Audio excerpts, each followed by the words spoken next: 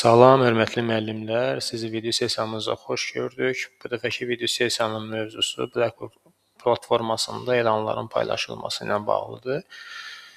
Biz elanları paylaşdığımız zaman hər kursun daxilindəki elan paylaşma bölməsindən elanlarımızı paylaşa bilərik və hər paylaşılan elan həmin kursla bağlı olmalıdır ki, tələbələrdə anlaşılmamazlıq yaranmasın. Ümumiyyətlə, elanların əsas paylaşılmasında məqsəd vacib məlumatları tələbələrə ötürmək, kursla bağlı olan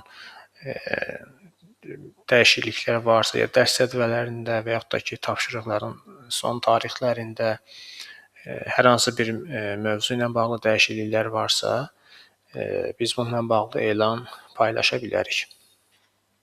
Elanı paylaşmağımız üçün qeydiyyatda olan kursumuza daxil oluruq. Kursa daxil olduqdan sonra elanlar yuxarıda elanlar bölməsi var. Elan bölməsinə daxil olub, elan yaradın düyməsi vasitəsilə yeni elan yarada bilərik və yaxud da ki, burada plus işarəsi vasitəsilə də yeni elan yarada bilərik. Axtarış işarəsi vasitəsilə isə mövcud paylaşmış olan elanları axtara bilərik. İndi plus işarəsi vasitəsilə yeni bir elan yaradırıq. Elanın əvvəlcə başlığını yazırıq. Demək, ikinci mövzu ilə bağlı ikinci mövzunun tapşırığı ilə bağlı dəyişiklik. Elan mətnində yaza bilərik ki, tapşırığın son tarixinin dəyişilməsi ilə bağlı. Tapşırığın son tarixində dəyişiklik olundu.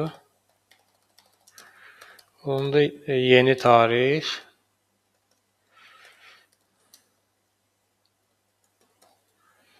məsələn üçün 16-10-2026-cı il saat 16:00.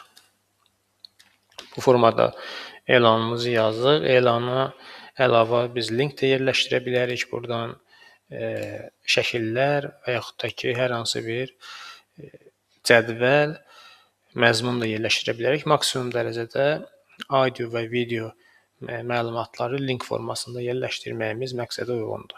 Elanı yazdıqdan sonra, əgər istəyiriksə, bu elan paylaşıldıqdan sonra eyni zamanda çox vacib elandırsa, elektron poçt ünvanlarına da elanın bir nüsxəsi göndərilsin. Tələbələr elektron poçtlar və tələbələr və yaxud da ki, həmin kursda iştirak edən tələbə də ola bilər, müəllim də ola bilər. Kurs iştirakçıları bu elan barədə elektron poçtlarına da bildiriş alacaqlar. Əgər elanı indi yox, növbəti hər hansı bir tarixdə paylaşmağımızı istəyiriksə, bu zaman tarixi qeyd edirik burada, hansı tarixdə paylaşılacaq və hansı tarixə qədər görsənəcək, bunu da qeyd edə bilərik. Əgər birbaşa göndərmək istəyiriksə, dərc edin düyməsi vasitəsilə elanı biz dərc edə bilərik. Formatda elan göndərildi. Baxıcıların sayını biz buradan baxa bilərik. Kimlər baxıblar elanlara. Hal-hazırda kursumuzda 2 tələbə var. Heç biri elanı hələ ki oxumayıb. Tələbə ön baxışı vasitəsilə elanın necə göründüyünə baxarıq. Keçid edirik tələbə ön baxışına. Artıq tələbə görür ki, yeni bir elan var, bildiriş alır. Elanın üzərinə kliklədiyi zaman müəllimin onunla paylaşdığı elanın başlığı və elan mətni ilə tanış ola bilir. İndi çıxırıq, yaddaşda saxlayırıq, qayıtdıq müəllim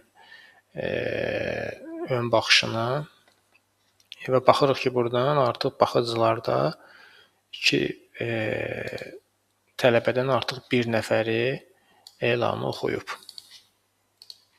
Bu dəfəki video sessiyamız bu qədər. Bu video sessiyada biz elanların paylaşılmasına baxdıq. Növbəti video sessiyada görüşənədək.